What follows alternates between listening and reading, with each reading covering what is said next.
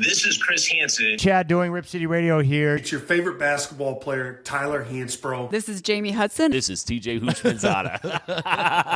And I'm going to let y'all know something. Duke sucks and Duke will always suck. You're listening to It Just Makes Sense. It Just Makes Sense.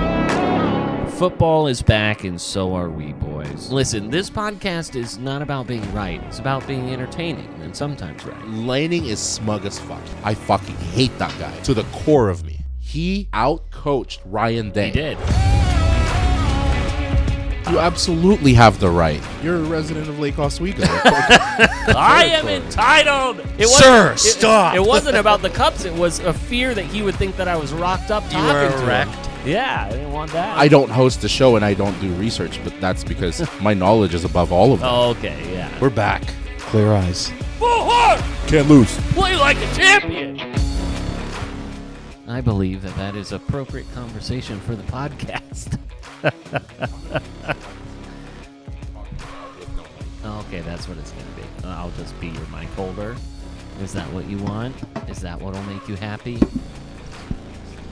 We do need our mic stands back. Can we just fucking like nail this onto the ceiling and then have it drop down like this? Like you're a boxing announcer? Bruce Buffer? Yeah. And now And now it's time. The end is near. Who do you like better, though? Do you like the "It's time" or the "Let's get ready to rumble"? It's time gets you going more because it's the Ladies start and of the gentlemen fight. from around the world. I'm indifferent. You are no. You have to. You are different. Yeah, no. You have to have an opinion here. I Because sincerely don't. to Miguel's point, that guy is a better hype man, but Bruce Buffer? no, the "It's time" guy that's not Bruce Buffer. Yes, it is. Who's the other guy? His brother. No.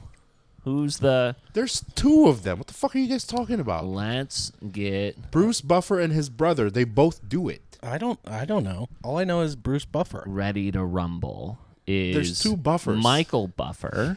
Yeah. Oh, okay. Bruce and Michael. They both And do it. then I like how you it's- canceled that immediately. No. It's the other guy. it's time. the other Buffer. UFC. They are different guys. But They're both Buffers. oh my gosh, you're right. They're both. You already saw their names. You still have to fact check to see No, if they're I didn't related? see their. I just saw Bruce Buffer. Oh. So I mean, are they related? They're brothers. Okay, that's all. I'm just wanting. Yeah, they just happen to both have the same He last name and lies a lot. sound the same. He does lie a He lot. lies a lot. He lies a lot. You could be lying right now.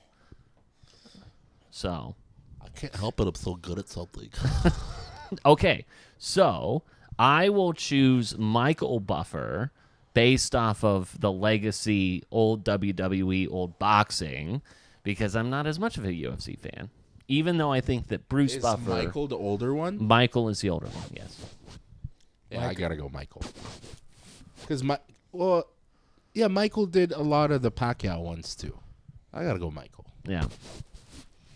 When you're anticipating a Pacquiao boxing match and he goes, "It's time," it gets you going. But that's Bruce. That's Bruce. Then I like Bruce. Okay. All right. Who's on first? Michael. And so now back to the reason why I pressed record on this podcast, which is you had a hypothetical that I believe the world should hear. The one? Which one? The puss one. Oh. I disagree. In exchange for a lifetime of healthy gums, teeth, And breath. no more visits to the dentist. Your teeth and your breath will forever stay fresh and clean. No cavities, no gingivitis, no nothing. Right. You have to agree for somebody to rub their pus from a cyst all over your teeth and gums and let it sit there for an hour. Just like you would fluoride. Yep. Yeah, you go to the dentist, you get fluoride. Yep. And you're not at risk of any health issues. I have a follow-up question. So naturally, they put this stuff out of a tube and, like, whatever. Is someone physically pussing into your mouth? Someone is squeezing their cyst onto their finger and rubbing it on your teeth and gums. Yeah, that's gonna be a hard no. They're not just doing a good old cum shot right into your mouth. I feel that's worse. That's gonna be a hard no. That's what I'm saying. That is way worse. I'm trying to make this way worse. An hour of suffering for a lifetime of good teeth and gums? Absolutely. And you won't have to spend money at the dentist.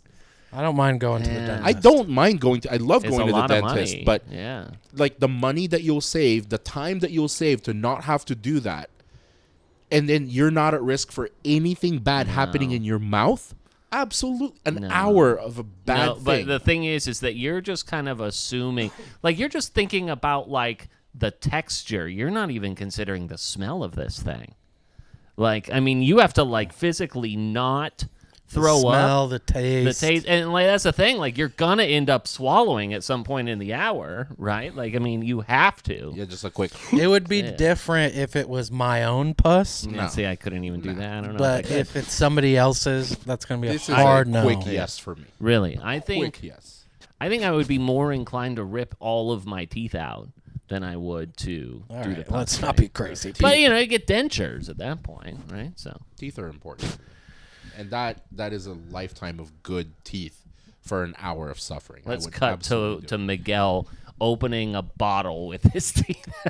I mean, if you would have talked to me before I got my new pearlies, Yeah, I'd feel different. But I'm pretty satisfied with where my teeth are at. yeah. Does he have like the Buddy Garrity smile now? I saw Buddy Garrity and I was like, that he's got like. I'm not gonna lie. Like if I didn't know him and I saw him in a dark alley, that smile is sketchy as fuck. I'd be like, Mine? yeah. This guy is up to something. He has Yeah. he has bad agenda. I don't know. I got about bad this. agenda teeth? Yeah. You pointed at. You had like a pick of like 12. I'll take the bad agenda Yeah. teeth. Yeah. Give me those. It's just the label is up to something. Teeth. Up to something. He's Up to no good. He's up to something. Yeah. You guys aren't doing I'll take it. No. Divorced dad used car salesman beats No. up a stripper in a bar. That was once.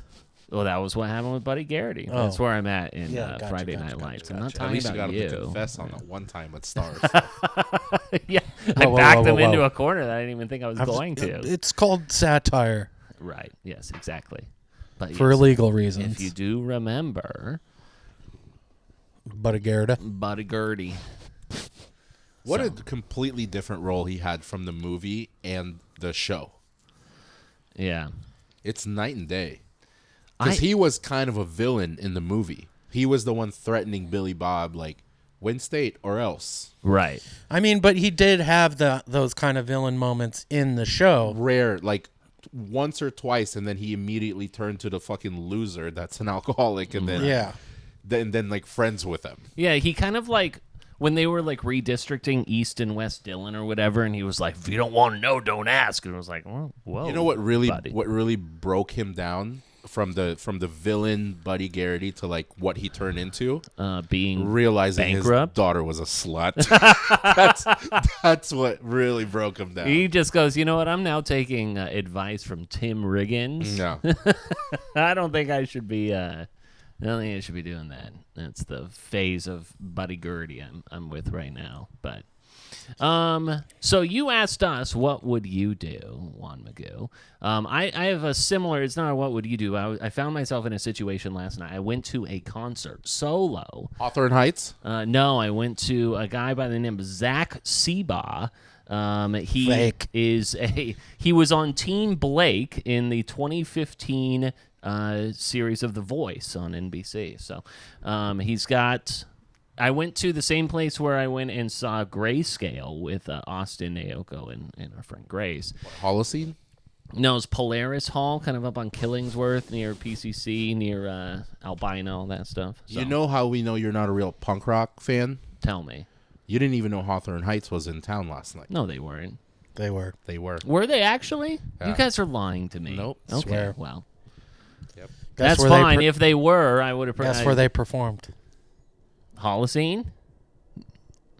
Come on, Pete. Hawthorne Theater. No. Oh, not in Idiot. What a setup! I to have no a bang. idea. Yeah. I just wanted It's one you of to the guess small Hawthorne ones. It's Theater, one of and the then small ones. Now I I've got said to fact check you guys again. Hawthorne. All right, if we're wrong, you take a shot. I'm not doing that. you have to. The bottle's right in front of you. Okay. You call us a liar, and then you're like, "Oh, Hawthorne Heights, Portland. So cut my wrists and black my eyes. Oh yeah, they were there last night. Cut my Oh, wrists. no Where? shit. Where? They were at Star Theater, Oh. I was way off. That's why I couldn't which commit to is, either I one, think, so- on Hawthorne. By the way, it's Ooh. just not. Oh no, it's on 6th. So I was there and you guys weren't. It's right by Tide Peacock, right? We're about Or where die. and Ground Control and all those places. Ground Hawthorne Control. Heights. Overrated. Hawthorne Heights bigger than Weezer. No. I mean, That's Weezer a was fact. legitimately at Moda Center. And Yeah, these but guys half of were- it wasn't yeah. available. Like half of it was closed.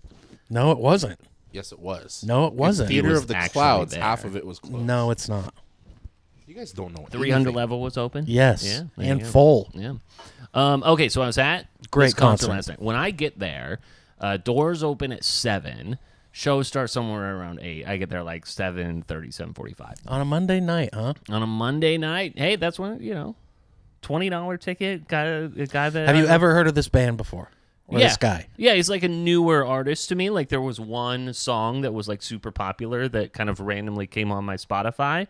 And then I started listening to his stuff when I was like, oh shoot, I recognize that name. Listened to it, I was like, I really like this stuff. So it's like a newer guy, but it was What's the vibe? What's the genre? okay, so he is a mixture between Noah Khan and Jack idea. Johnson. So kind of a little bit stompy, a little bit chanty, a little bit of guitar, a little bit of a tambourine, a little bit of bass drum. Here you go. I will play a you little bit of this, a little bit his of that. biggest song here. Hold on here. A little bit of Noah Khan and the Bare Naked Ladies. Here we go. You went by yourself? Oh, I've heard this song. He's good. Glad I get validated He's vibey here. for sure. Super vibey. Oh my god, dude. Pass the shrooms. And he actually did cover a Jack Johnson song. So Which one? which one do you think? Banana pancakes, bro. Yeah, pancakes, banana. Pass the So, shrooms, bro. anyways. Better Together? No, I mean, it was, I said Oh, dude. banana Alright, pancakes. I just wasn't willing to accept. vape, bro. Let me hit the vibe. I said. So, yeah, it's kind of like, a little here, a little there. But a pretty, like, when all was said and done, there's probably like 100 people there. Very intimate, as one would say. So a lot spread out. I stood right in the center and everything. But here is a conundrum that I found myself in. Because, like, this guy, again, was on a TV show a decade ago, not the most popular, $20 tickets and all that stuff. So I can't imagine that anyone is, like, a super fan of this guy. No offense, Zach. You were great. Come on the pod. Come on the pod, yeah. But, 100 people are there, and I always tend to stand in the back because of my height and my size, right? I can see over everyone. I can see the whole stage. It's fine. But in this particular concert, and maybe it's just because the music was such, is that I felt myself hearing, like, everyone's conversations, and it annoyed the piss out of me. Because it was like, it wasn't just like people like saying something or whatever. It was like legitimately full-on conversations. And I'm like, if y'all got to have a conversation, just go outside. And so like there was a certain point where I almost like, would I have been the asshole is my question. If I would have like turned to the girl and be like, you talk a lot. Do I have the right to ask her to just take the conversation elsewhere? I can't necessarily move around that much because I start disrupting the ability of people to see and all that other stuff. You absolutely have the right. You're a resident of Lake Oswego. comes with the I am territory. entitled. It comes with the territory. You're straight white American. Yeah. I am a cis white male homeowner from Lake Oswego. Boom. That's Shut all your you- mouth. That's all you need to know. Piss me off. You know what I like about this is a lot of people I know went through their music concert phase like early decade 20s. Early or 20s when they're mid-20s. supposed I to. just discovered it And post-COVID. most dads at this age are usually leaving their families to golf, but you're doing it to go to a concert on a work night On a by Monday yourself. night by myself. Yeah, it was. Did you like get boozed up, or you were just there for the art? I had a couple of drinks. Okay. In part, sorry, Polaris. These cups are incredible. I stole them because I'm a klepto. It basically paid for the drink. I mean, they're incredible cups. I mean, look at those metal things. I mean, I know for a fact that you already have metal cups like that. yeah, and that's where I got it the first time. So I just acquired now a set of more. So So you're anyways. just crotching a few cups. Is that where you put As it? I was walking out, I legitimately had a big old hard-on boner as and I like had my hand in my pocket so that like I cupped it just a little bit. You know what I'm talking about? Yeah. Just like this little part Did you here. put your dick in the cup? I didn't, but well, that's how I got it out. It wasn't like Because it was why, just you know? sitting on top. Yeah, and the thing is that Zach and his band were like all there right at the front, and I was like, I could say hi and like dap him up and be like, "Good job, bro." But I was like, I've got the cups. What if he looks down and he sees my What if he sees the cups? My raging boner. I'm sure his loyalty to the venue. Yeah, Sir, stop. It wasn't about the cups. It was a fear that he would think that I was rocked up You talking were to erect. him. Yeah, I didn't want that. So, anyways, but anyways, back to the question at hand here, which is like, what is my right as someone who is being bothered by someone to be like, could you chill the fuck out? I think in that environment, you got to just move. You got to move. I mean, Right. because There's a you're lot of trying to yeah. be conscientious of people Sure. by standing in the back, and then they're not being conscientious of you. Yeah. Then I'm moving to the front and I'm blocking people, and if they complain, just be like, "Hey, go stand next to those girls who are talking who were too talking loud." the whole time. Yeah. Because the thing is, like, the acoustics right in the center there were incredible. I was like, so I didn't want to like move around too much, but Yeah, I think you just got to move. just had to. Because I spend extra money on the VIP seat. And But Yeah. there's no VIPs. I mean, there was like a pre. you could have thing. spent $40. I think it was 50 for a meet Yeah. and greet. But no, I think in that scenario, especially with a concert like that, you gotta just move. Because Yeah. here's the thing: do you have some ground to stand on when to say something like, "Hey, will you guys please be quiet?"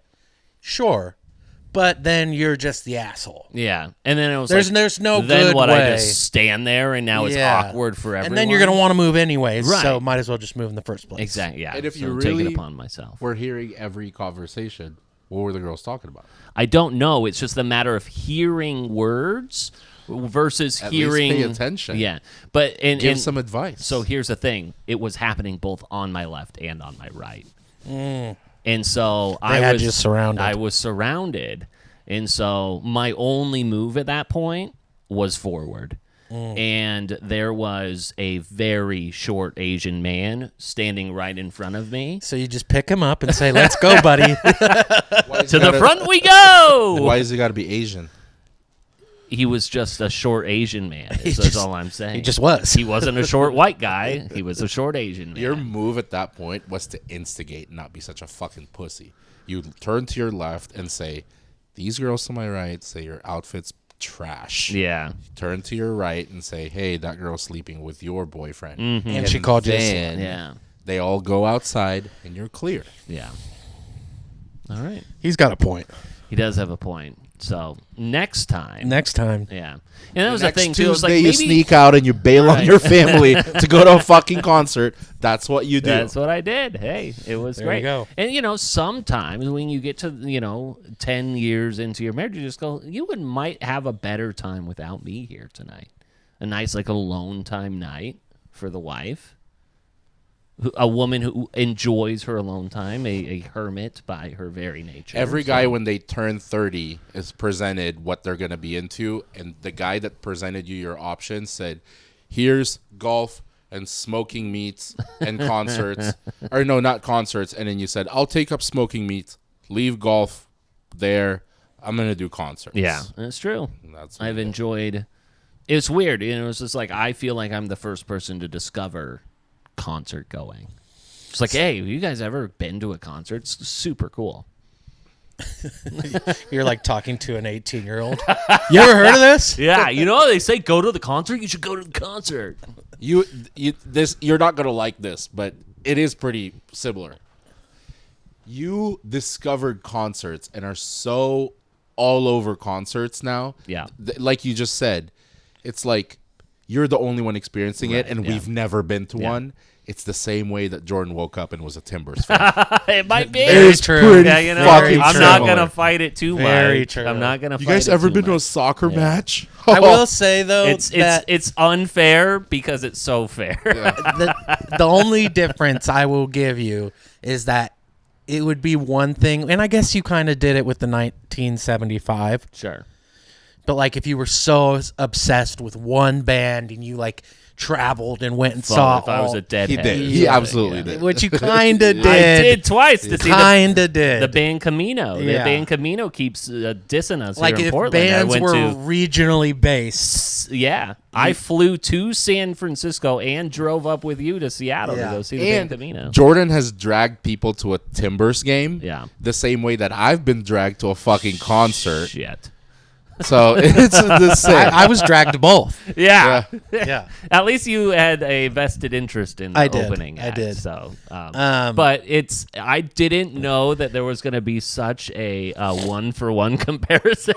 You have It's so pretty much. fitting. Yeah, it's uncanny. You have so much in common with the people you shit on. It is insane. Right? It's just It kind is of like fucking insane. all those people who just go, "Oh, I'm totally against this," and it's just exactly what they love. So, Miguel, you brought up something that I actually was thinking about earlier this week, and you said like, oh, when you get to a certain age, you know, as a man, you will like usually gravitate towards certain things, whether it's like, you know, big into sports or golf or smoking meats or going to concerts. Yeah, And History Channel watching. Yeah, World War II, Yeah. whatever.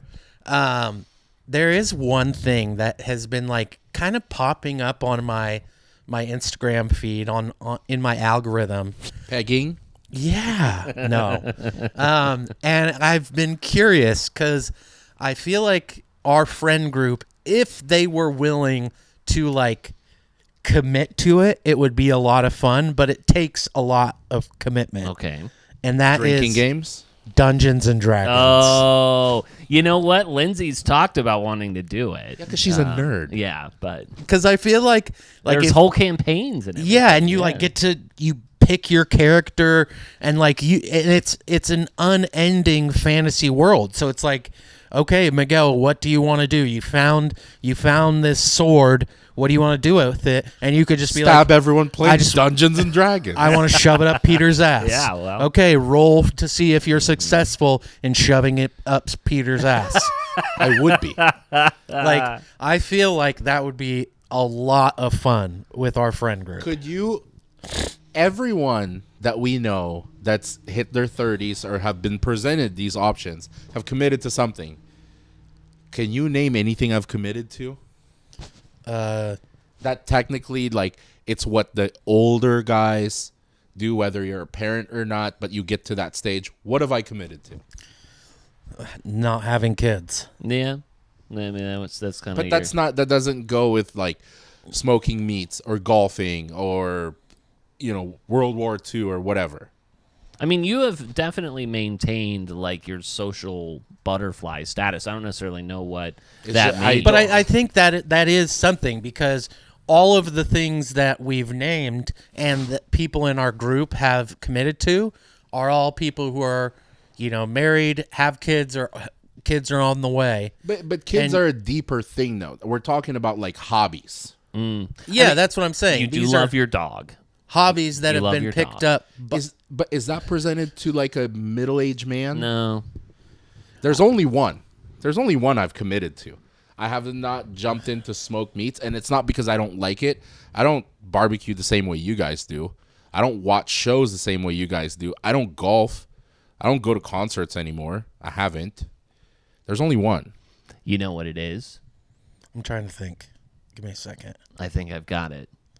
I bet you don't. I bet you that I backdoor the right answer that you're not thinking of. If you got it, I'll take a shot of 4 Roses, and if you don't, you take one. Like right this minute. No, because I think that mine is situational. shot. No, but I think mine is situationally correct. And You're thinking too much into it. yes, I am. I mean, you've. I don't know, because there's something to be said, like, oh, when you get to that age, like, you get really into whiskeys. But, like, you've always stayed. Right. Yeah, you are with the consistently Or you get really into cigars, but it's the same thing. Like, you've always. So. Been an addict for a while. Yeah. So can I tell you what mine is, and then you tell? What? So, he has leaned into podcasting. No. That's true. That's true. That's not a That's you leaned true. into it. That's not an over 30 thing. That's a COVID thing. You are over. But also over 30. I also think that you could put it in that same category. You go. We should start a podcast, right? But I there's He said how this, like, many you agree. how many young people have a podcast? A lot. I mean, A like lot. that. So this, like, a podcasting doesn't fall in the category of, hey, you turn 30, you turn 35. These are the things you're going to be into. I got you. I gotta disagree. What are, because we're talking about strictly, like, think about what I'm bringing up. These are am. strictly like getting together with the guys. But that's my point. Is I feel like there's the same way that we did. I feel like there's a lot of guys of our age who are like, hey, what's an excuse that we can get together? Golf, smoking meats, concerts. Sure. We can start a podcast. Some of the most successful podcasts are women hosts. Podcast does but not I'm not belong. talking about successful podcasts. I'm just talking We're about just people starting deciding to do doing podcasts. I'll tell you the It's only- funny he thinks we're successful. The only thing I've committed to is fantasy football. Oh, that's true. Okay. But again, he's that's something diverting. you've been- Finally told you've us. been doing that for But a I was long over. time. But I was over 30 The when first I time you did one. 2017. That's 7 years ago. I was already over 30. That's the only thing the older me committed to. That's technically presented to, like, I think getting together podcasting with the guys. is a much more fit No, it's answer. not at all. The thing is that, like, you're not a super nerd when it comes to fantasy football, though. You do it, you like doing it, but you're not, like, religiously like one of those people who's on TikTok or Instagram saying, this is your waiver wire for week 7. You gotta bang this one. I don't host the show and I don't do research, but that's because my knowledge is above all of that. Oh, okay, yeah. All right. And you don't want to tell anyone your knowledge. No, there's a reason I have 6 rings. What You is ever- what who is else his has record 6 this rings? year? Maybe what you've gotten What into is his is record this year? not fully committing to anything. Oh, Wow. wow. I never commit to shit. Yeah, this is now a therapy podcast to talk about your childhood trauma. It's name somebody else you know with 6 rings. He's Well, 4 and let's 2. go ahead. He's 4 and 2. Okay, Yeah, I want to he's just 4 double and 2. check on. I got my ass handed. Well, to that's me. also second place. I That's got not- my ass handed to me. Speaking of fantasy football, there was a very one of the worst fantasy football lineups out there. Let me see if I can plug this in and we can take a Miguel look at sent it in the chat. You did? Yeah. Thanks The- for looking at our own chat with just the 3 of us. The Jack Attack, Yeah, the guy who scored 1.2 points. Okay. Yeah, we saw it. So let's go ahead. I apologize, sir. Maybe that's where I saw it. I just decided to add it there. Can you believe we deal with this? Anyways, No credit. it's not a good idea unless I came up with it. So, like, it just makes sense. SENSE with a $sign, right? Yep, that's the one. Okay, so this has to be the worst single week in fantasy football ever. This person had Dak Prescott, Zeke Elliott, Travis Etienne, Chris Olave, Calvin Ridley, Dallas Goedert, Marvin Harrison Jr., Dallas as a defense, and Tyler Bass, is that right? Is their kicker? Kicker for the Bills. So Tyler Bass is their kicker. And so I also had a couple of these guys. You had Etienne. I had Etienne and I had Marvin Harrison Jr. Harrison Jr., he ends up going into concussion protocol, I think, in the second quarter. I wake up, Etienne was in the London game, or Germany, where the hell they were. So it's like, 7, 8 o'clock in the morning. I'm like, this guy has negative 0.1 points? Like, how is this possible?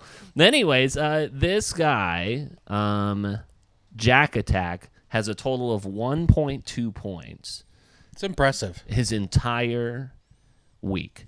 I would actually, just for like storytelling purposes, I would take that over losing by 5 points and scoring like 90. Oh, absolutely. 1 point. That's a fucking legendary score. To lose by like 135 Yeah. is very impressive. Yeah. 136.28, whatever. Anyways, Chris Olave, it's funny too because I think that a lot of people were hyping up Chris Olave throughout the week because of Desmond Ridder, who is the new quarterback with Derek Carr out for the Saints, and they were all bringing Spencer Rattler. What did I say? Desmond Ridder. Oh, okay, yeah, Spencer Rattler. You mixed up the two light-skinned boys. might be. Happens to the best of us. Yeah. And so there was this old clip that surfaced during training camp where he was talking about like how when Olave's on the field, I got to get him the ball. And they're like, hammer the over on everything. He had negative 0.5 points. So. Perfect. Speaking of fantasy, if you have, I don't have Davante Adams, but he just went to the Jets. So people that were not getting as much from him, now he has Rodgers back. In both leagues I'm in, I have Amari Cooper, has not produced because Deshaun Watson sucks. Yep. Guess where he is, baby? Do you even know? Yeah, I do. Do you even know? I told him. Miguel broke the news of both of those trades to me today. Really? Yeah. Amari Cooper is about to go off. So Amari Cooper goes to the Buffalo Bills for a 3rd round and a 6th round pick. And then Davante Adams goes to the New York Jets for a 3rd round, which could become a 2. So 2 big trades happen here. Huge. And which one was more surprised? I mean, I think probably the Amari Cooper one. I think he's got an expiring contract. I think people thought maybe he might be on the trade block, but the fact that like the Bills pulled the trigger on it, it was super impressive. I heard that the Bills were like kind of a low key, contender to get Davante Adams. You know, kind of behind the scenes. I saw a clip of somebody that had predicted it was another big wide receiver trade last year. But anyways, that this guy was like, hey, I've been hearing some rumblings, it could be the Bills. And then to see that they got Amari Cooper, I love that trade. Great. Yeah. Obviously as a Browns fan, it's like, oh, that kind of sucks, but I love Amari Cooper.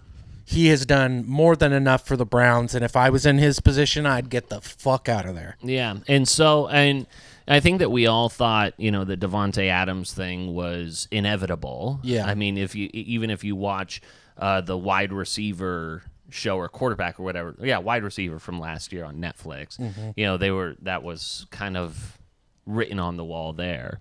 It's interesting that the playoff valuation did not change for the Jets. They get Davante Adams, you go, oh, is there going to be a bump in their playoff chances, Super Bowl, whatever. It didn't change a thing. So, and because the thing is that you go, and there's 2 sides to this coin here, is that Davante Adams doesn't miss 2 field goals on Monday Night Football. Davante Adams doesn't, miss XYZ, all the things that happened with the Jets on Monday Night Football. Does he get you to a point where you don't find yourself in those situations potentially? So absolutely. I think those are the. I think also what you saw last night is the Jets have kind of underperformed, but last night you saw a Jets team that could compete. Yeah, like for the first time this season, like finding Garrett Wilson, actually targeting Garrett Wilson, and finding Lazard, who is super familiar with Aaron Rodgers being able to play the whole game. No matter, like, the only thing that's concerning is how much he's getting hit. Yeah. If they could tweak that and improve it just a little, I mean, this guy, the number of fucking Hail Marys he's completed is insane. And Breece Hall, even though he didn't score, he was there. He was present and he was performing. And they could have easily beat the Bills. But, you rely on the kicker, that's on you. It's not on him. Yeah, and you and me both got sniped by, I don't know if it was sniped, but we both lost parlays at the hands of Josh Allen in his rushing on Monday. I'm less disappointed with that. I'm more disappointed with Breece Hall not scoring. He had so many opportunities. He did. Yeah. He had a breakaway run. We had to beat one guy, And I'm not one of those, armchair quarterbacks that's like, run this way. But I'm like, you could have beat that fucking safety, dude. I don't know why you ran. Maybe if you just ran the other direction, you could have beat him. But god damn, that's all I needed. That safety had a hell of a game. He had that big pass deflection at the end on Lazard, I'm pretty sure it was. Or maybe it was Conklin. Either way, that kept them from essentially continuing their drive to possibly win the game. I forget who Aaron Rodgers was thrown under the bus there. I think it was Lazard. But Aaron Rodgers had a pretty funny post-game interview. Did you hear that? He actually said something where... I know he was talking a lot about a darn red line. No, he said that bullshit roughing the passer call, because he's like, what do you think about all the penalties? Because this was like a fucking NBA game. I mean, they were blowing the whistle left and right. 215 yards in penalties. And they asked him about that roughing the passer, and he goes, that wasn't roughing the passer. Like, he said it. And then he said a term that was from South Park. It was like sarcastic or whatever. It was a South Park reference. I thought it was pretty fucking funny. Yeah. So when you think about Davante Adams and Amari Cooper, the thing that I thought which was interesting about Josh Allen, in a way that I kind of see the way his MVP season has gone a little bit, is that he hasn't had to rely on a Stephon Diggs. He has had to rise to the occasion to get people involved and kind of be that person. And I am curious if there might actually be a fall off on his MVP type chances, because now there is very much a wide receiver one that he's throwing to. I don't think so. To be honest, think it enhances it. Yeah, absolutely. And I think that this does big things for this team, because, and obviously I'm a little biased. I really like the Bills. I really like Josh Allen, but I feel like the Bills were obviously getting by and doing well, and Josh Allen was doing a lot to put this team in the position that they're in. But to now have a clear number one receiver, and to take the pressure off some of these younger guys that are kind of coming in to form, and maybe even give them more opportunities since they're not getting some of that focus. Right, he pulls attention. Yeah, like Keon Coleman and Khalil Shakur. I feel like this is good for everybody on that field. Yeah. Takes pressure off Josh, takes pressure off the other receivers. I love this. Also, as much as you hate injuries, sometimes injuries presents an opportunity where you discover someone. And they've been relying so much on James Cook, and James Cook, for the first time in 3 seasons, have had to miss a game for a fucking toe. But Ray Davis from Kentucky comes in last night and fucking did great. Balls out. Yeah. And that, all of a sudden, now you have a two-headed running back, and you're like, oh, shit, we have a guy that could gain 100 yards right alongside James Cook. Yeah. And now you add Amari Cooper to that. You don't have the same defense, but you can improve that throughout the season. The Bills might just be there again. So, obviously... and lose to Patrick Mahomes. So, the two teams that made the trade, you've got the Raiders and you have the Browns, and you kind of wonder about those franchises and the needs of other teams and whether or not they may come and try and pillage the key assets for those teams. Max Crosby has been listed as a name. Obviously, then with the Browns, you have Nick Chubb or Myles Garrett, who could be.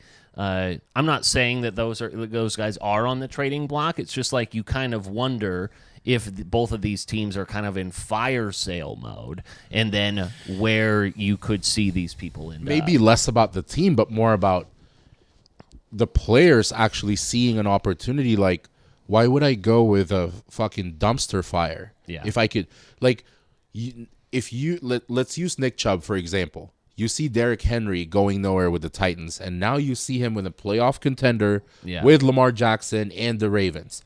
Nick Chubb has to be looking at this going, Amari Cooper is now with the Bills. He has a solid chance of making it in the postseason. Where could I fucking go? Yeah. Where could I go and compete? Could I be with the Chiefs? Could I be, you're not going to the Eagles, but could I be somewhere where I could be the main running back for a solid team. So And you, sorry, Go you for it. mentioned Max Crosby. If I watched that Detroit Lions game Yeah, for sure. and saw, unfortunately, what happened to Aiden Hutchinson, Absolutely heartbreaking for that guy. yeah, because he's kind of the heart and soul of that defense. Obviously, he's young. He's got a ton of talent. Yeah. And and the Detroit looks like a Super Bowl contending team. That's a huge loss on their defense. Yeah. I don't think it's going to make them all of a sudden lose a ton of games. They've got a good D around him, but he brings a lot of the vibes. I think for sure. And But- if you feel like you're Detroit and it's like this is a win now, Yeah, absolutely it is. Situation, you because do their that. offense is like almost perfect.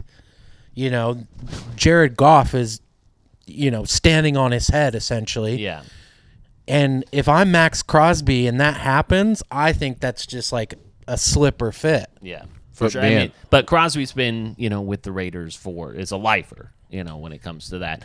And I mean, at a certain point, Yeah, it's the NFL. if the other side is starting to turn their back and kind of abandon you, You whether also have to directly start or- caring about your own success. Yeah. Like people might call it selfish or whatever, but Go get that you know ring. what, like you could be loyal to a team, but it's the same way that you're like, you think you're loyal to a fucking job, they'll replace you in a Yeah, fucking heartbeat. that's true. Yeah. It's like you can't look at these owners and these franchises like, oh, they're gonna ride with me till the end. No, man, go get your fucking ring. Go Yeah. get at least a chance. At least be able to tell yourself when you're older, I gave myself a shot at possibly going to the Super Bowl or winning a Super Bowl. The thing with the NFL is like, it's so hard to win a Super Bowl that sometimes it's an accomplishment to fucking make it to the game. Yeah, yeah. Like, for give me sure. a chance to make it to the fucking game. Well, and you go to Detroit and now his name's slipping my mind. Hutchinson comes back Yeah. next year. That is going to be a incredible 1-2 punch on the edge. yeah, for sure. Like, Speaking of that game, I know we're off getting off the players, but that was so unexpected. Yeah, for sure. For that game to be 47-9 or whatever the fucking score was, the Cowboys didn't get a touchdown, I don't think. No. I think they got 3 field goals from Brandon Aubrey. It was their worst defeat since Jerry Jones has owned the team. and it was on his birthday. Oh, really? And it was at home. It was at home. It was bad. There's And here in a second, we're gonna. I have some audio for you guys of Jerry Jones on Dallas radio finally standing on business. What? Or whatever. He was probably salty that he was getting questioned. Yes, he was, Fucking and piece of shit. we'll bring that up here shortly. But you were saying, Dude, fuck Jerry. No, I mean it was wonderful to see. I mean, fuck the Cowboys. yeah, But yeah, if Dude, I'm don't say that. Riley's listening. oh, sorry, Riley. yeah, But yeah, that's if I'm Max Crosby, I'm making that move.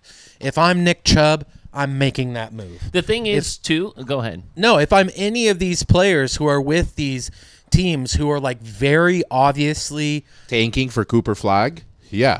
exactly, they need a new shooting guard. Yeah, But yeah, like I don't like the only thing that I think I would be a little disappointed, and there's probably a little bias in this, is if Myles Garrett got up and left. yeah. Because he just recently got a huge contract. That would be the one that would be like, come on, man. But Nick Chubb, Amari Cooper, do it. Yeah. Go. Myles Garrett, you're young. You can still, play out your contract with Cleveland. Maybe But is this a fire sale by Cleveland where they just go, listen, it's not about him or you. You've made now the business decision that you can't get rid of Deshaun Watson. You just eat that money and hopefully bring in someone else or draft well, which you won't, right? I mean, I just feel like, too, there's so much control that the players have now in pro sports. Davante Adams came out and said he wanted to be traded. And 2 weeks later, it happened. Nick Chubb could go out and just, even if he's not being considered, he could say, I don't want to be a part of this anymore. There's one team I want him to go to so badly. okay, because I have a thought of not where I want him to go, but where I think he possibly could go. do you guys want to go 1, 2, 3 and say it? But we all, mine is where I want him to go, not I think where he's going to go, where I want him to go. Okay, so we'll go rapid fire, not 1, 2, 3, but I've got mine, and do the team name. Cincinnati Bengals. Dallas Cowboys. Ew. Yeah, go. I mean, I want him to stay with the Browns. Okay, yeah. and Imagine a healthy Nick Chubb with Yeah. Joey B and Jamar Chase and T. Higgins with that defense. That sucks. That would just never happen, though. Why? In division. In state. Yeah, that's true. That's just not going to happen. And so here's also another thing why I think that it is worthwhile for you to trade away your pick if you are a contending team. Because if you're trying to get Max Crosby, if you're trying to go and get Myles Garrett, Nick Chubb, or whomever, the franchises that you're dealing with, regardless if you trade away that second or third round pick, whatever it might be, they're going to mess it up. Right? So, I mean, it's just kind of like, yeah, we'll give this away. Maybe we could trade back in, but we know that the one, like, they're gonna mess it up. Yeah. They always mess it up. You're just talking about the Browns. And yes, that's correct. I mean, I assume, like, the Raiders and their record, remember their first round picks were absolutely terrible, especially under the John Gruden, Mike Mayock days. I mean, they, everyone's either cut or in jail or whatever. So, I mean, like, they're doing very bad job. But and kind of the reason why I say the Cowboys is a little bit, if we can transition to what Jerry Jones had to say. So, he does his Sunday after the game, he talks, whatever, but then on Monday mornings, maybe this was even this morning, he does a local radio hit with the people who own the rights to the radio call or whatever. So he's doing the morning show. There's 3 guys in sweatshirts and hats. I'm going to bounce around a little bit because there's like 8 minutes of this. I'm going to try and find like the right 1 minute. And I think it comes in this second clip here. Please take your time, Pete. There was a lot of criticism that you guys didn't add, didn't spend, and don't add, and don't spend, and are not aggressive enough with some of the problems that are still haunting the Cowboys today that we see play out on the field. That's the point of talking about the offseason.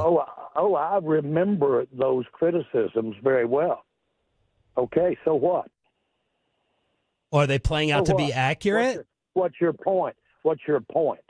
My point is, it seems like Listen, let me tell you what I'll do. Let me tell you what I'll do about it. I will let us sit down and look at the decisions we've made over the last several years. Okay? I'll look at it.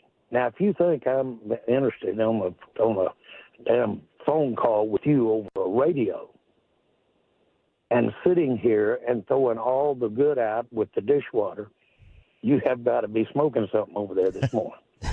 I'm not. And I really don't, and I don't even want our listeners to listen to me, to talk about, this is not your job. Your job isn't to let me go over all the reasons that I did something and I'm sorry that I did it. That's not your job. Well, my job is to ask why. Why. A job, or I'll get somebody else to ask these questions, man. Jerry, we're trying to figure out why the team is. I'm not kidding you. I'm not kidding you. You're not going to figure out what the team is doing right or wrong. If you are, or any 5 or 10 like you, you need to come to this meeting I'm going to today. There are 32 teams here. You're geniuses. Jerry, okay? Y'all really think you're going to sit here with a microphone and tell me all of the things that I've done wrong and without going over the rights? Okay, it continues on, but you see, he basically threatens these guys' jobs. Is he paying them? Is Cowboys Radio covered by Jerry Jones? I don't know, but I imagine that sounds like it is. When you are, and this comes from a person who used to be very much so. I used to work for the radio home of the Trailblazers, and I used to work for the TV home of the Trailblazers. The Blazers did not own us, but boy, did they have a lot of say in everything that we did. So either way, right? So either way, he has control in a way. Like that, and they're gone. So it is pretty ballsy by those guys, but this is just salty Jerry. Because what else do you expect from the media? What else do you expect from a radio or a he's podcast? expecting to walk into a very friendly situation, and they decided. And I haven't listened to. He's expecting to get blown every time he's going to an interview. But I haven't heard these interviews in the past. If they all of a sudden decided to grow a conscience, or if they always do this line of questioning, Jerry's been been making shit decisions for over 20 years as a fucking owner. Shit decisions. The fact that you are paying so much money to Dak isn't the guy. Yeah, he even talked about how great it was that they just made their quarterback the highest paid He's never been the guy. You have the only thing Jerry's done well, in my opinion, as a football fan, as an NFL fan, is built a brand. Feed the linemen.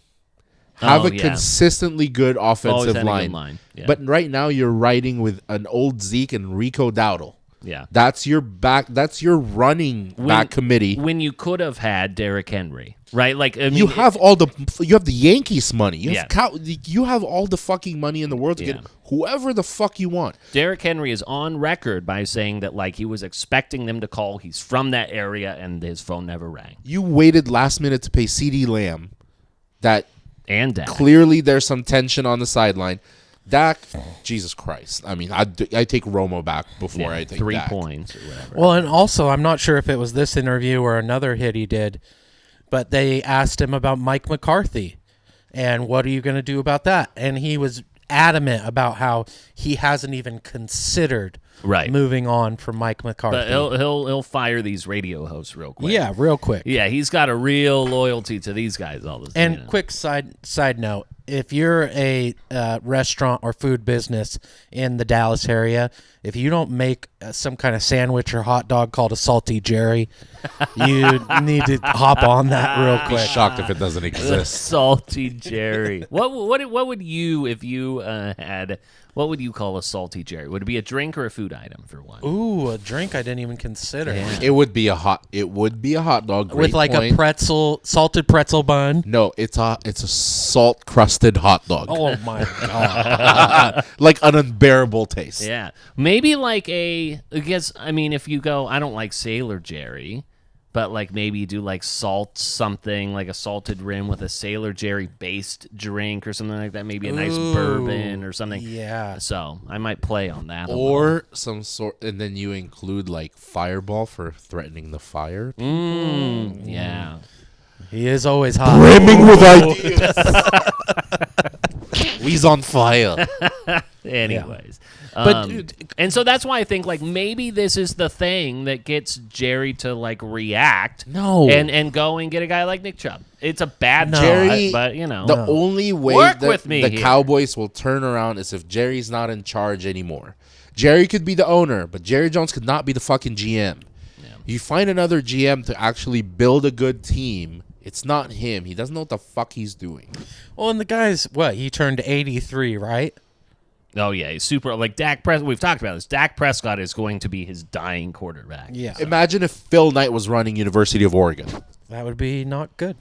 He wouldn't. He'd be like, "Oh, let's get Emmitt Smith to be the offensive coordinator, the running backs coach." Good. Oh no. Yeah. Let's see. A couple other things before we get into this past week of football as well.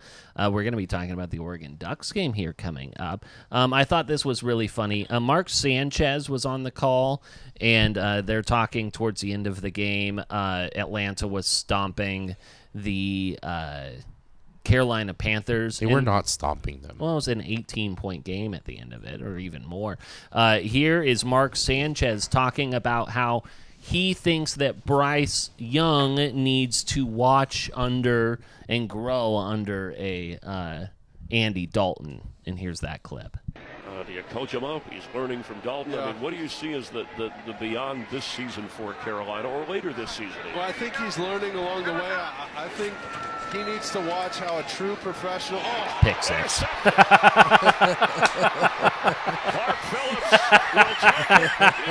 Almost a pick six. Watch this great ginger off throw a pick six. A true professional. Yeah, Oh, shit. there's a pick six. So. Yeah, because we're gonna listen to fucking Barkley, butt fumble ass. Yeah, Barkley. So, you mean Sanchez? Or Mark Sanchez. Yeah. Whatever. At least it was another USC quarterback. Yeah, True. Just great timing. You got to watch another. Oh, there he goes. Whoop. I mean, Dalton's still doing better, though. But I do agree. Yeah. It's like we've talked about this. We've hammered this over and over. I don't believe that Bryce Young is a bad quarterback. Sometimes you end up in a situation, in an area, on a team where you're not given proper guidance. There's only there's a tiny percentage of rookie quarterbacks that could come in and do what they're supposed to do. Most of them have to learn under someone. I mean, Aaron Rodgers learned from Brett Favre. Jordan Love learned from Aaron Rodgers. And now you're seeing them become like on their way to becoming a franchise quarterback. Sure. But you end up in a Carolina franchise where, hey, Bryce Young, you need to get us out of this rut. He's not ready. He was clearly not ready. C.J. Stroud was able to do it with Houston Texans. Yeah. But Bryce Young... Zach Wilson was ruined by the time Aaron Rodgers got there. Zach Wilson was ruined because he's always sucked. Yeah. But if Bryce Young could learn, could be taken under somebody's wing, he can be good. I believe... I'm not saying like Tom Brady type shit, but he could be good. I agree. I'm not looking at him like he's a forever backup or anything, but he could be a starting quarterback if he learned under a good quarterback. And or does he learn under a good system? Like, is he a 49ers quarterback type? Yeah, regardless. You know? I think they thought that with... if someone takes him under their wing and he's able to study the game a little bit more, study how the pros do it, he could be a starting quarterback, a good starting quarterback. Go to L.A. and the Rams, get a Sean McVay or something like that as well. Before we get into... I just have one other like nugget here about the NFL. I do want to obviously talk about the Oregon game. I don't know if you've seen this, but it is widely publicized that right around this time of year is when Kyler Murray decides to suck. Always usually has a good start to the season. We saw that in the first week against the Bills. And then right around this time is when the new Call of Duty comes out. And there's been a lot of publicity about the correlation between how he declines throughout the season or gets hurt with when Call of Duty comes out. Which, I got to be honest, this Call of Duty looks legit. Incredible. As a non-video gamer myself, I will take your word for it. Yeah. It's pretty cool. And Kyler Murray has now launched his official partnership with Call of Duty. And so this past week, or actually last week, he, or 2 weeks ago, he posted on Twitter, "To the trolls who memed me into a bag," by bag he means bag of money, thank you. Yeah, he also says thank you. I'm officially launching my Call of Duty partnership. And here is this commercial. The commercial is super cringe. He's not in it, by the way. It is this actor who I think they're using for the campaign. Hey, so where's Kyler? Well, Kyler is practicing Call of Duty Black Ops 6. So who's stepping in? Me, I'm the quarterback now. Hey, I'm Kyler. Hey, enough questions, enough questions. Let's hit the showers. Huh? Come along, bring your cameras.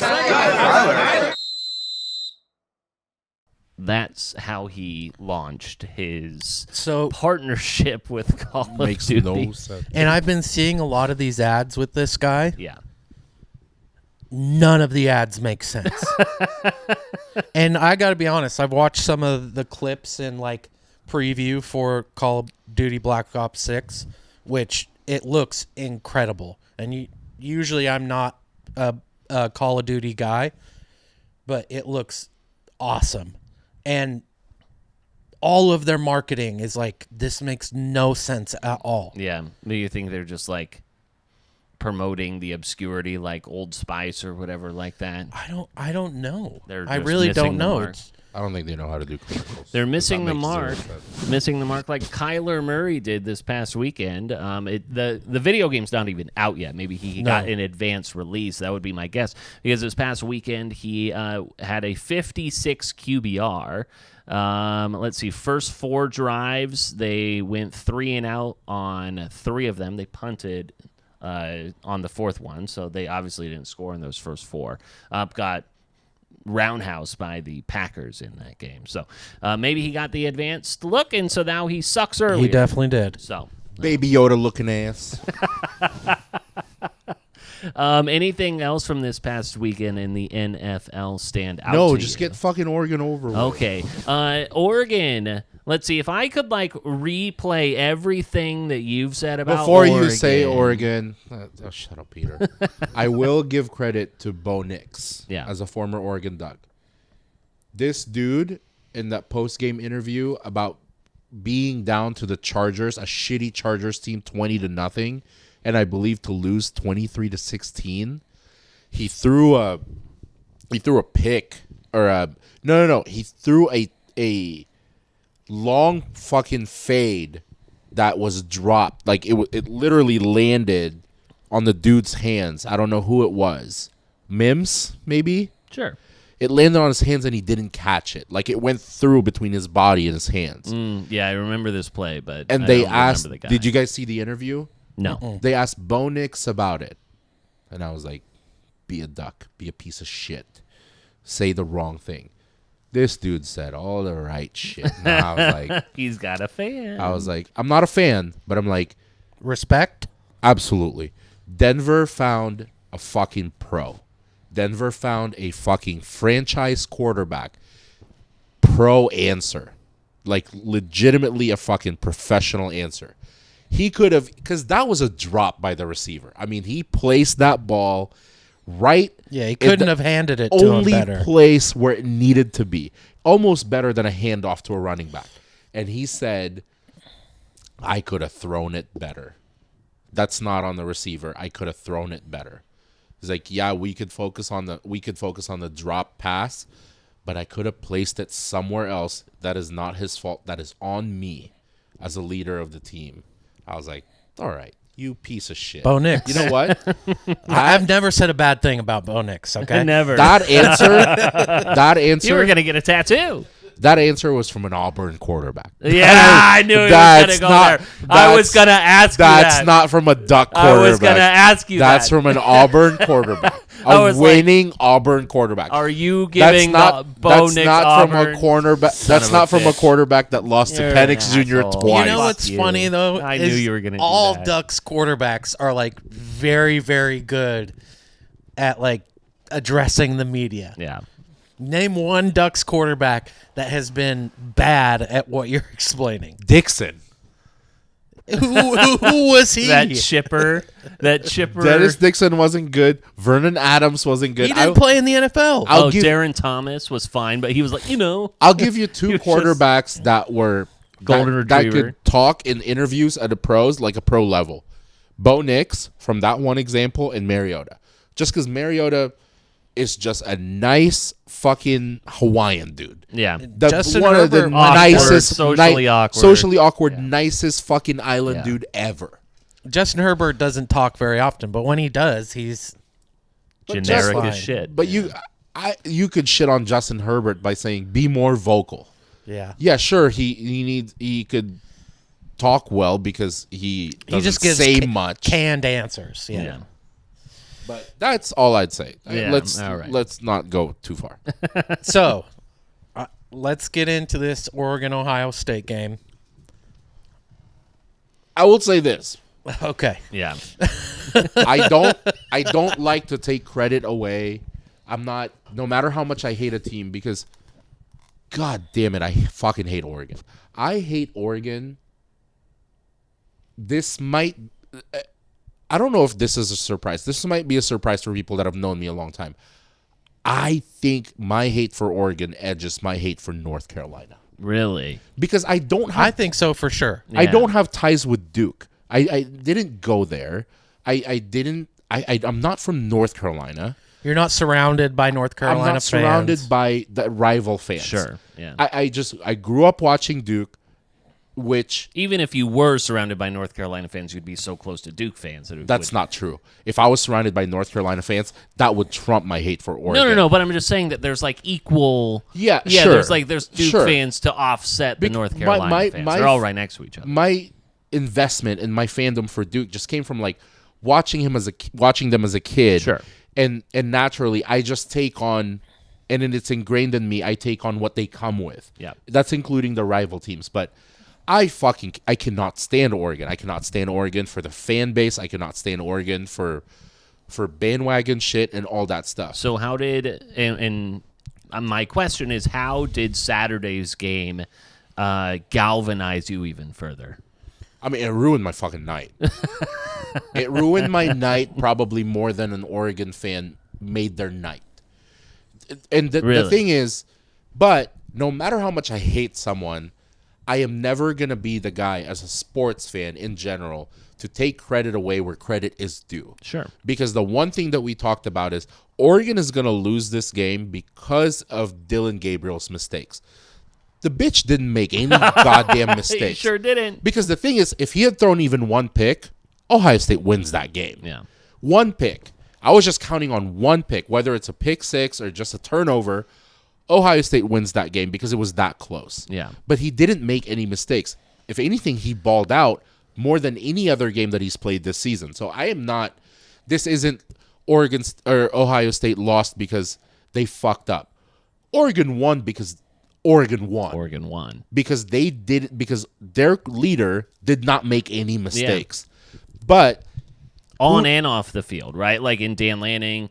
Fuck Dan Lanning. No, I have some shit to say about Dan Lanning and all that. We'll talk about the 12 men on the field here soon. But if you had to pin the loss on something, Ryan Day number one. Yeah, I mean he can't beat good teams. It's not Will Howard number one. It's Ryan Day number one, and it's Will Howard number two. Yeah, Will Howard, sure he balled out at Kansas State, but time management, if you go time management, you can't put that, like initially when the game was over, I was like, Will Howard, what a fucking loser. Yeah. But then I realized, I'm like, you don't put time management problems and fuck ups on the quarterback. You put that on the coach. Sure. Ryan Day, regardless of his record against. Tell him situations. You fucked up so many times. Yeah. Because you knew, like, the 12 men on the field, yeah, I get it. And Dan Lanning played the way that James Harden kind of, does the NBA thing, if I'm using an analogy. You play the game, and you go with the rules and stuff. Sure. And I know that the clock wasn't going to be stopped. But Ryan Day should have been on top of that shit. Knowing how much time you have, you would have had a better chance kicking a 55-yard field goal than having Will Howard try to rush and gain maybe 3 yards? Yeah. And then to kick? Right. So you would have gotten to 55 to 52. Yeah. Just kick it. Give yourself a chance to win. But Ryan Day fucked that up so badly for the whole team. He fucked that up. Dan Lanning, this piece of shit. The whole 12 men on the field, Do you buy that? Do you think that was intentional? Regardless, he was, whether it's intentional or not, he was very smart to take advantage of that because I'm not going to play the game.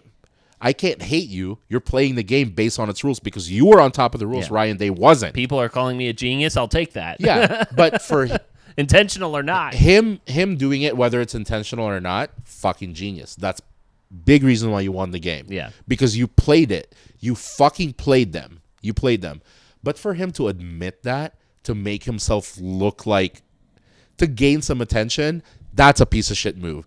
Because now what he's gonna do, now that he went through that interview, and I know he didn't say it directly. He didn't say it directly. He was smug as shit about it, but fucking smug. He hinted at it. He was smug as fuck. Shit-eating grin about it. But you know what he's gonna do? That rule's gonna change. Yeah, it's immediately that rule change. Is gonna fucking change. They're already talking about because of his smug and hinting at it. Yeah. He was a piece of shit for that. So tell me, okay, Brax, I want to hear your thoughts because we'll get back to this. Hold on. I've got the thought. my thought is that what did Dan Lanning do that wasn't anything that anyone else exploit in the rules? Is this one of those things where you take a 5-yard penalty so that then you give yourself a better shot to punt the ball so that you don't kick it into the back of the end zone? Is this better than a pass interference when you know that you're going to give up a touchdown, right? I mean, you are just doing what the rule, you are exploiting the rule as it is. And like, so what? You're going to change that rule, but why? And why change that rule? And here's the thing. This is actually a rule that Bill Belichick has taken advantage of, that Rob Ryan has taken advantage of. The penalties. Rex Ryan? The delay of games. No, Rob. His brother. Oh. And that's the thing. When these other coaches do it, it's like, wow, these guys so smart. You know, and I'm not saying that people did not give Dan Lanning credit or his flowers for it. But to have the opinion of like, oh, he's smug, it's like, no, he's smart. Yeah. He took advantage. But that's not my problem. I don't have a problem with him exploiting the rule. Exploiting the rule is fucking genius. I would have done the same shit. I'm not discrediting him. You just didn't like how he was excited about it? The difference is this. The way that not that excited, because if you watch the interview, he was smug as fuck and he was hinting at it. It was almost like, without saying the actual words, saying, yeah, I'm a fucking genius. Without saying the actual words. If you do the same interview with Bill Belichick exploiting a rule, Belichick gives you nothing. He gives you fucking nothing. My only problem with Dan Lanning is his post-reaction to it. I don't have a problem with him exploiting the rule because I would be a hypocrite to say that I'm not going to take advantage of the same thing. He outcoached Ryan Day. He did. He outcoached Ryan Day, and he exploited that rule, and no one can blame him for it because it's a fucking rule, and he was on top of it. His reaction afterwards, I cannot compare it to a fucking legendary coach because Bill Belichick would have been like, next question. Yeah. So you didn't like the perception? No, I think Lanning is smug as fuck. Lanning is smug as fuck. He is a wannabe something else. I fucking hate that guy to the core of me. For those who are unfamiliar with what we're referencing here, there is I believe it was a playoff game. I believe it was also against the Jets, where Bill Belichick was eating away clock by just taking delay of game penalties over and over and over again in a tight game that he was essentially just burning the clock the entire time. And the whole time the camera's on Bill Belichick, and he has just got just the smuggest shit-eating grin, knowing exactly what he's doing. He exploited the rule as it was, but that's just what you do. Like, he found the loophole. Dan Lanning found the loophole. Whether he stumbled into it or not, it does look, again, that they stacked the right side, right? And obviously that's their side of the field, right, where those guys were stacked. You had what they considered their dog coverage, where you had a corner playing a little bit loose off of the receiver, but then you had a safety over the top, so you had a safety in case. And then you go, okay, we'll give up either 5 yards on the penalty, or we'll hopefully just give up just equal amount of time on the reception, and then still now the clock is running. Or they don't recognize it, and then we've got 12 guys.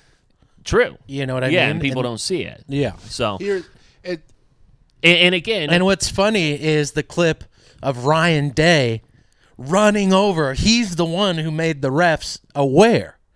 Running over, they've got 12. They got 12. They've got 12, yeah. And so it's like he played right into the hand. Yeah. I will say that, and this is probably a take to actually credit Lanning. Technically, in the world of sports, if you're responsible for changing a rule, that means you're great. The Lanning rule. But that goes the same in all of sports. Sure. Reggie Miller changed the rule. Jordan changed the rule. If they are changing rules because of you, that means you exploited something that cannot be stopped, and you cannot be beat because of it. So they changed the rule. So that's to his credit. Do you like the rule change? I mean, like if they listen, inevitably bring the clock back, so that then I don't think it fucking matters, because there's a shit ton of rules, And people will keep exploiting it, and it will evolve where rules are going to change every fucking year because someone's going to be smarter than the other, their counterpart. They're constantly going to change rules. So I don't think changing this one overall will matter in the long run. The second time this year, again, there was that Minnesota game in which... but this is too big of a game. Yeah, this is too big. This is 2 versus 3, and now you just moved Oregon to 2.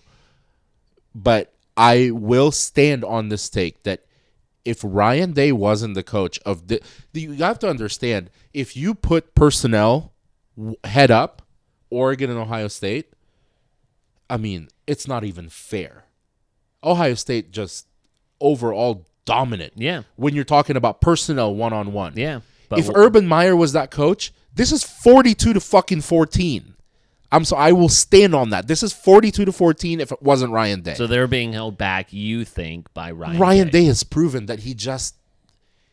I mean, the guy... You're a coach of a powerhouse football team, and you don't know how to fucking manage time. Can't beat Michigan. You can't beat powerhouse teams. You're a powerhouse team. Yeah. This is Oregon, and yeah, I was clowning on them for storming the field as a number 3 team, but celebrate it. This is your national championship.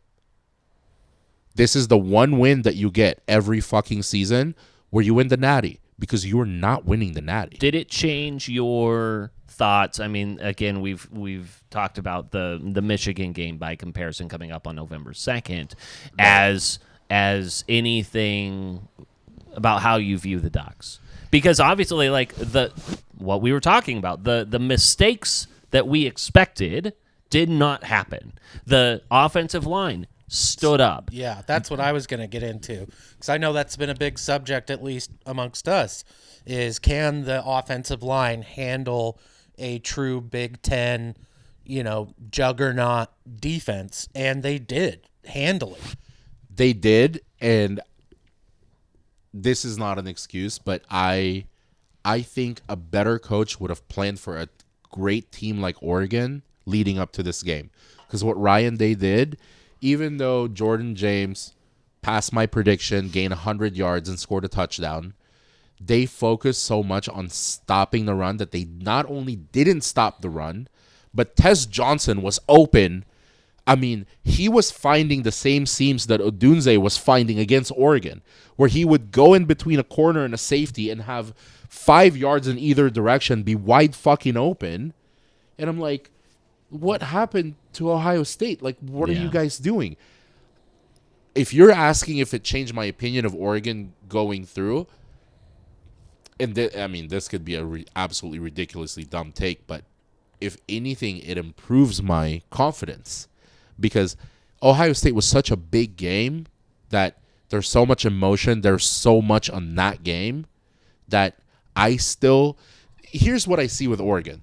I don't see a different team. I have not seen a different team since 2009. I've seen the same team over and over and over.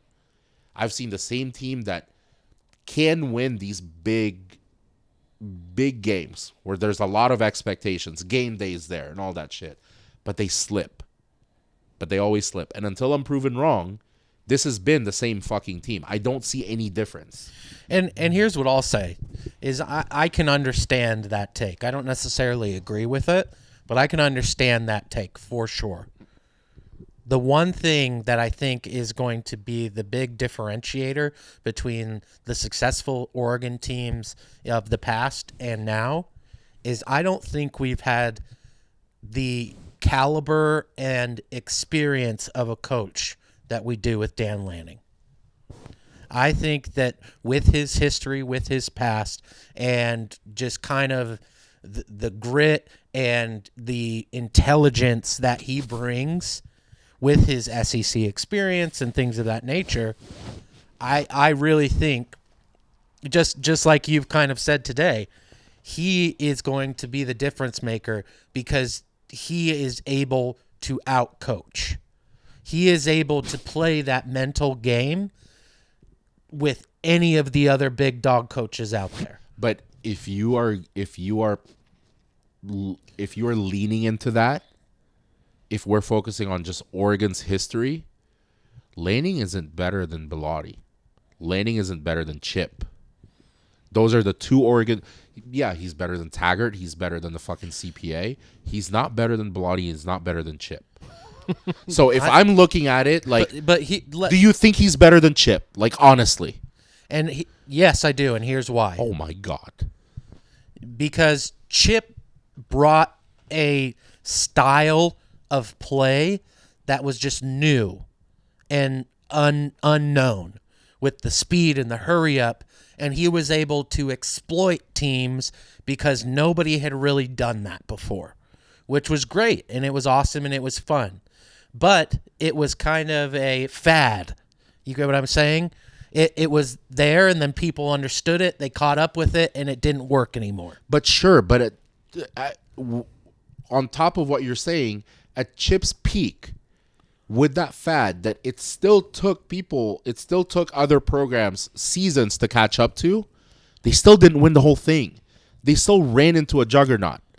So if you're telling me that, let's say that Oregon's top 4, you think Lanning's going to outcoach Kirby Smart?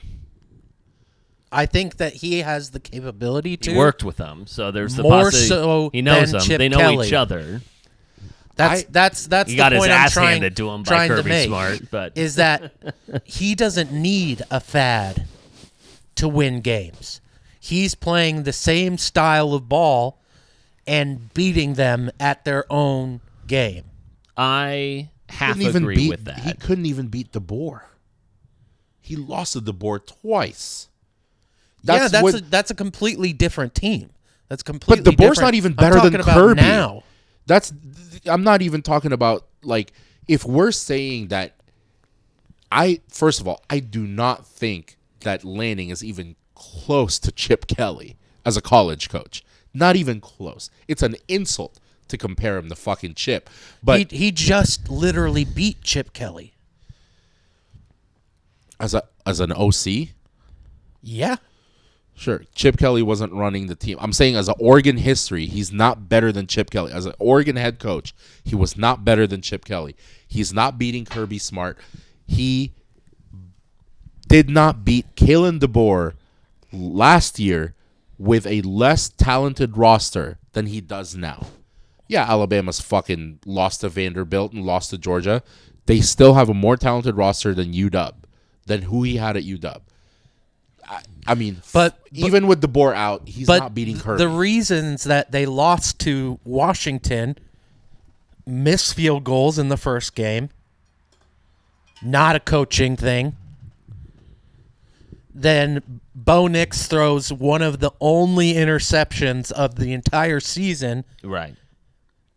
When they had the opportunity to go down and win the game, he throws. A field goal loss isn't a kicker loss. A field goal loss is a team loss. Because if you're in that situation.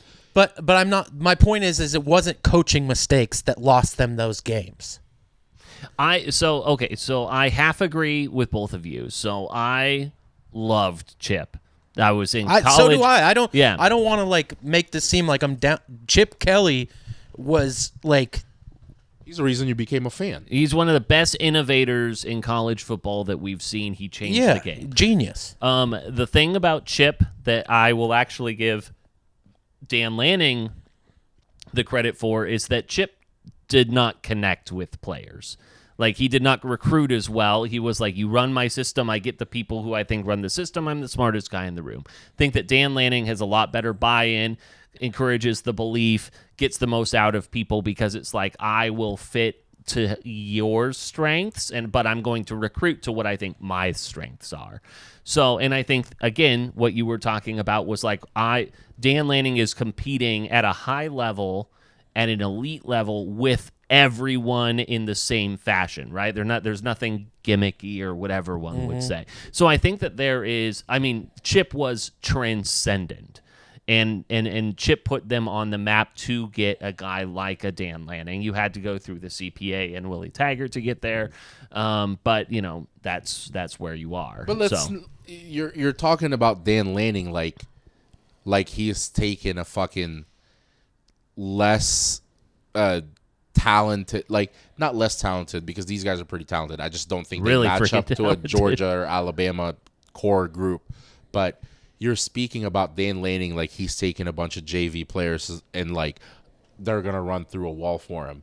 Like, no, this isn't a Coach Taylor East Dillon you High recruited situation you here. recruited an Oklahoma quarterback. All right, you gained the quarterback through the NIL.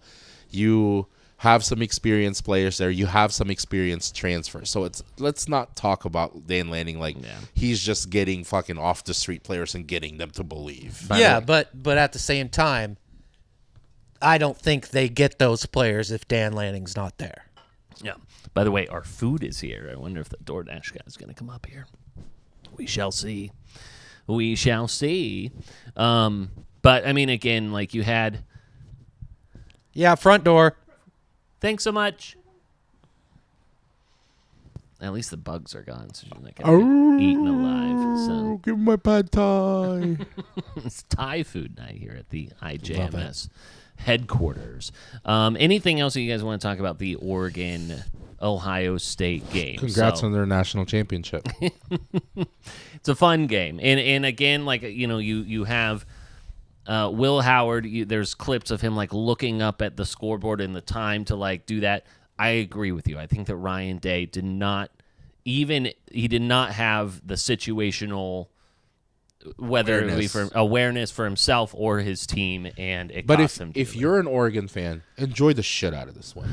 Well, this is your highest level win this season. Yeah. You're not winning the national championship. It was an interesting roller coaster because I think Braxton and I both like sitting there somberly, like resigning yourself to the fact, like, okay, like you lost a 2-point game and it was really good, and I only one loss. At the end there, I had told myself, like, losing by 2 points to a number 2 Ohio State is okay. That I think you can recover in the grand from that. scheme of that. Of our season, if that's one of the only losses we have, that puts us in a just fine position. That's the difference in winning programs and powerhouse programs in Oregon, though. And I think because of the way I think. Because I probably am not far off by saying that most Oregon fans would have the same mentality, the same way of thinking, saying if we lost to Ohio State by 1 point, man, we played a great game. Ohio State doesn't look at it that way. No, I mean, if we lose to Oregon by 1, it's a fucking loss. Yeah, that is a powerhouse program versus an Oregon team that this is your natty. That's the difference in thinking. But I'm saying that in the context of, like, the playoffs. Like, if we were to lose that game by 2 points, we still are going to be able to be in the playoffs. We're still going to have a chance to have a deep run. That's what I'm saying. I understand that. I understand his point, where you just go like, hey, we're just happy to be here type of a thing. Yeah, because historically, they haven't done it. We don't do it. So, and I understand the other side you're saying. It's like Alabama or whomever, Georgia, like the expectation of winning is so freaking high and expected. It is an expectation. The difference in the Oregon program versus the other programs we're talking about, it's an unhealthy type of competition where losing sucks more than winning, in a way. Like, you can't lose. Like, losing is just unacceptable. Losing by 1 is destroying me. But also, I'm not saying that you're wrong, but you also got to realize that Oregon does not have the history. I know. That's where I'm coming from. To feel that way as a fan. I mean, during that game, during all Oregon games that I watch with you guys or anybody who's not an Oregon fan, I don't feel the confidence during the game to be like, fuck you guys.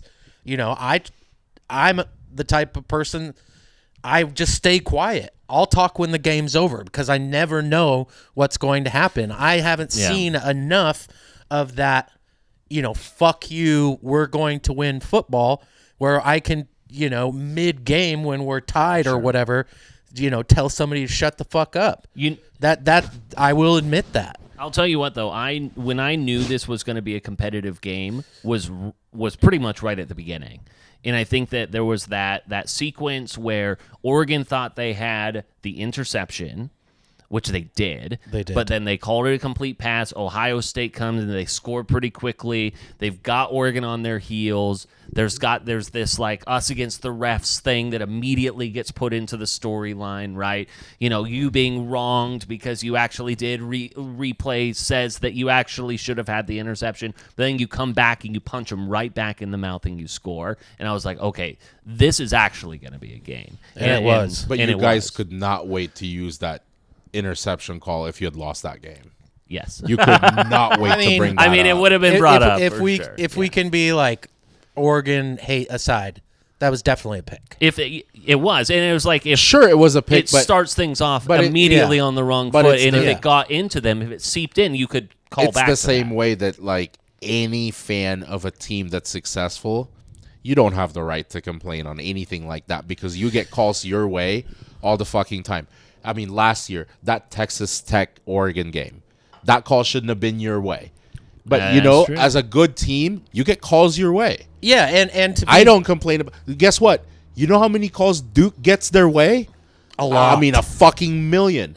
So when they don't get calls their way, I shut the fuck up. yeah, I don't bring it up at all because and- I know that it's a disadvantage. And honestly, you know, this is all hindsight and whatever. I feel like because that was the first drive of the fucking game. It was, yeah. The rest of the game, I feel like the calls evened out. I think they're, you know, by the end of the game, it was, you know, I think it was a pretty fairly called game. And so I hope that if we would have lost, that I wouldn't have been like, oh, we lost because of that one interception. I don't think that I would, especially as early in the game as it was. It's like you can't. The you know. real shitty thing about that game is any fan, if you're a Buckeye fan, you could look at that as, okay, you had 22 seconds left. Why the fuck did you call 3 passing plays? Because at this point, you're setting up for a field goal with a not so bad kicker. Why didn't you run 3 running plays with 1 timeout? Do 2 running plays and hurry up. Do 1 more running play. See if you can gain 10 to 15. Call a timeout. Set him up for a 45-yard field goal. Yeah. Or a 40-yarder. He fucking did passing plays and completely lost track of the clock. Yeah, they sure Yeah. did. And they didn't realize I've done better at again. Madden. I don't know what the fuck he's doing. They didn't understand the situation, and that's on them for sure. Yeah. And I mean, the final thing about that Oregon game, which was just that like boneheaded move by Oregon's wide receiver Holton to spit on the visor of the That's a the duck other thing, guy. though. You hate to see it. Yeah, I hate to see it, but Right on his visor. Right, yeah. Had to turn the windshield The wipers best part on. about that is Ejected for that. if that guy still scored a touchdown. if that guy had a post game interview like, hey, do you regret doing that? Spitting on the other player, he had absolutely no ground to stand on because of the giant fucking grin on his face. Right after he spat on him, he was smiling as he was running Can't away. even like, say he didn't do it you because had the visor was on there, so it was just like right on the windshield. nothing. You Yeah. had no ground to stand So on. I appreciated the apology, especially to his teammates. It's a and fake everyone apology. else, blah blah blah. The NFL week up. I do want to talk with you guys about a hedge bet that I made, and I'm curious to know if you guys would be in on this. So let me tell you about my hedge bets. So for the first time, we don't usually get this, boys. We have ourselves a Buyout? 8-pick parlay for our division winners that is above our original bet For a cash out? for a cash out. Which one? The first or second The one we second placed? one. So we went a little bit more chalk on the second one, right? And it is still kind of playing out how we need it to. Remind us of the teams again before you name the price. Yeah. So I will remind you, and this was a $60 bet. $60 pays $52.59, $5,259. The bets are the Bills, the Lions, the Ravens, the 49ers, the Chiefs, Eagles, Texans, and Falcons. Yeah. $60. We keep that. Yeah. Oh, yeah. We are not cashing this out at all. Right now, it is offering us $82 to cash out. A $22 profit?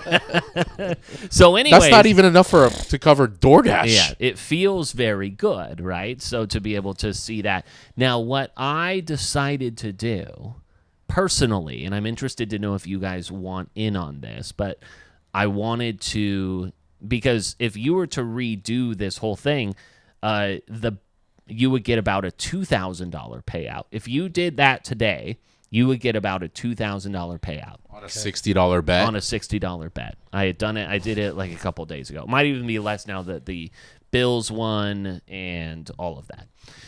I haven't done it since then. But what I did was I took a bit of a hedge, and I went to the divisions that I'm unsure of, right? Like the Bills now, again, with another win, their odds get even better. The Ravens, the 49ers, the Chiefs, the Texans, all you think those are gonna fall where they need to be. The two divisions that are a little bit weird, the NFC North between the Lions and the Vikings, because the Vikings right now are undefeated. And then you also have the Falcons and the Buccaneers, a top 5 offense in the Buccaneers. What does one do? So I took a $10 hedge bet 4 times that then combos out the chalk picks mixed in with the Lions, Falcons, Lions, Bucks, Vikings, Falcons, Vikings, Bucks. That $10 each will yield about $300 each. So that then, essentially, my $40 bet pays out $300. But it's... Or my $10 bet pays out $300, I lose $30, and now it's a $270. But it's not really a straight hedge because the chalk could fuck us. The chalk could fuck us. So, yeah, I'm not doing that shit. All right. Because any of the chalks could completely derail us, and now we just lose 2. That's true. So a real hedge would be like, we're guaranteed to win the other one. Sure. Should the first one not work out. So if we were today to do our bet, let me go ahead and just build that future, because if we did the division winner, if we had Falcons, which we had Chiefs, Bills, Texans, Ravens, 49ers, Eagles, Lions, that puts us to plus 26.29. 60 pays just $1,637. Are we being offered to pay out on the first one? No. I mean, we're offered a buyout of $24 because we have the Miami Dolphins as our... Do we take that $24 and put it on something else? We cash that out, take the $36 loss, I'm and open then to take not, the $24 We're and definitely put it not fucking with the second one. I'm down to take the loss on the first one, take the 24, and put it on something else. Okay. We will build that out, and we'll talk about it next week on the episode. So we'll cash that out because I just cannot see. How about this? If we're gonna take let it ride and just say $24, But if we're gonna take the $36, because I feel like the more Miami loses, I mean that cash out's just gonna get lower and lower. Right, and Tua might come back, and I think that's why it is even a dollar amount at all, is the fact that Tua might come back. But if we I'm cool with letting it stay because you never know what could happen. But if we take the $36 loss and cash out the 24. I'm down to put that towards a bet, but not a future bet. I'm down to put that towards a bet for the week. Yeah. You want a long odds bet? Not because that odds. would have paid $33,000 is what that would have done. Do we just keep it and go, hey, we burned... I mean, 33,000. If we look back and see that we could have gotten 33,000. On the first one, where do we think it's a guaranteed loss? Okay, on the first bet. Outside of Miami. Yeah. So let me recount our bets that we placed before the beginning of the season. And that was, hold on, let me see, open bets. Because in the first one, I know we took the Bucks. So we took the Ravens, the 49ers, the Chiefs, the Texans. Okay. Those are pretty good. We have the Eagles, which right now the Commanders are at plus 120. Yeah, I'll still have faith in the Eagles, though. That's fine. Then we have the Buccaneers. I think they're at like plus 180 now. with the division, and then the Miami Dolphins. So the Dolphins. So the Dolphins are really the big only thing. Yeah. No, we keep that then. Okay. Yeah, we keep. Yeah. If there's more than one team that's fucking us, that's fine. But the Dolphins is good. All right. Did we miss anything? Did you name 8? I did. Oh, and I think maybe I missed the Lions. Yeah. But yeah, so we have Ravens, 49ers, Chiefs, I think that Bucks, Dolphins, Lions, Texans, Eagles. I think the NFC North is probably the one that's the biggest toss-up because I think the whole division has like a total of 5 losses. Like it's very, very tight. Yeah. Yeah, just keep it. Okay, we'll keep it. But maybe we find another $24 that we just we'll figure it out. But I feel okay. So you guys are not going to join me in my whatever I'm calling it. I'm calling it a hedge, but use your own money. Yeah, it's not a real hedge. I'm scared of that. So $40 essentially pays out $300, or $10 pays $300 minus $30. So I might be in. So if the Eagles and Nick Sirianni keeps on trying to fight fans, and then the Commanders somehow keep running away with this is the only thing that I haven't accounted for is how the Commanders factor into my betting situation here. So I could be totally screwed. Sirianni's a loser. So, but do you get rid of him, and then all of a sudden everything's kumbaya, everything's good, and then they run away? I don't know. So right now they're still winning ugly despite his antics and also props to us for making a shit ton of bets last week. Yeah, that was all settled. So any bets we want to make against each other for this coming weekend? Let's see if we college. I win college. Okay, if we have, is that why I should do it? Okay, let's see. The Guardians lost again, which you and me still have that bet. Mine is still alive. It's not looking so good. I have the Guardians and the Dodgers in the World Series. The Guards just dropped game 2 after a terrible We're not betting baseball anymore. All right, so we've got scores this week. Oh, by the way, other things. I know that we're just kind of waiting in the water here before the end of the episode. Y'all see that Cam Rising is eligible for an 8th year? Amen. Before the beginning of the year, he goes, I think that 7. The dude has grandkids. So. He's going to beat up Bo Nix for how long he's staying in college. Yeah. Seasoning and ending injury for Cam Rising. He is eligible to come back. What are the good college games? Let's see. On Friday night, Oregon playing Friday again. They've got Purdue. Then we've got BYU versus Oklahoma State. Oklahoma State's 3-3. You're just going over top 25, right? I am. Miami, Louisville. Nebraska versus Indiana could be a fun game. 5-1 Nebraska versus number 16 Indiana. Alabama versus Tennessee is going to be your game of the weekend there, along with hopefully Michigan, Illinois. Those guys are ranked, and then. Oh, yeah, never mind. Georgia versus Texas this week. Ooh, Georgia let's bet on versus Texas. We have for the spread currently for that game is Texas minus 3.5. Where? At Texas. I'll take 3.5 Texas, minus 3.5. How much? 20.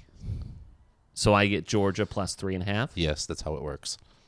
Just making sure we're calling it as it is. Georgia plus what else? 3.5. Well, do you want action on the... Who's Colorado play?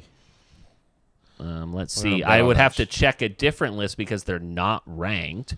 Let's see. Big 12. You hear that? Shade is what that was. That's what they call it. Arizona versus Colorado.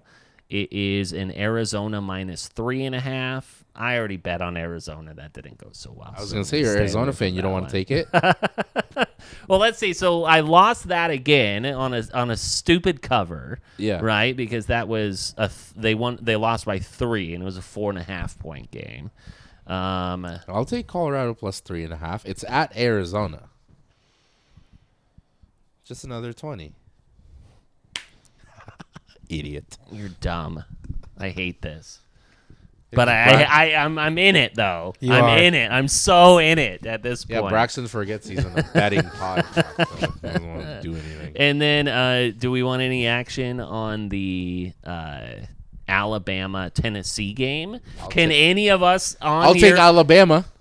I can't take Tennessee. I'm not taking Tennessee. Yeah, but you still don't want to take Tennessee, even how Alabama's been sucking. Alabama -3. I'll take that. On the road. I'll take it. You're going to take Tennessee? No, I'm taking Alabama plus -3 on the road. I'm not ready for that yet. Maybe we'll see how the weekend goes. I'm not ready for that. He ain't ready. I ain't ready. I'll take the over 56.5. Alabama, Tennessee. I'll take the under. 20 on I got over 57. All right. Oh, you said 56 and a half. Yeah. So Okay. so you can't score a half. Do point, I have you Colorado ding-dong. plus 3? Yeah. So I have Colorado plus 3. 3.5. 3.5. I have them plus 3.5. I have under 56.5, and I have Texas minus 3.5. So Texas minus 3.5, Colorado plus 3.5, under 56.5. Got it. Got it. Hey, Well, Braxton, you want to be a part of this? Yeah. You want Purdue? Yeah, Oregon is a 27.5. I'll take Oregon straight up. Odds? 5-1 though. Yeah. In favor of you? Yeah. No, sorry. That I know you're joking, but fuck you. That's a 28-point spread. What and a he pussy. wants odds. I'm joking. 27.5 points. Get out of your phone and he would know. Jesus dude. Christ. Closing note, I did just get a text from my wife that our sprinklers are on and are not turning off. So a little bit of an emergency there. Yeah. Not to rush you guys, but I need to make a phone call. Yeah. All right. We will boogie, but until next week. And that's all I've got. All right. Clear eyes. Full heart. Can't lose.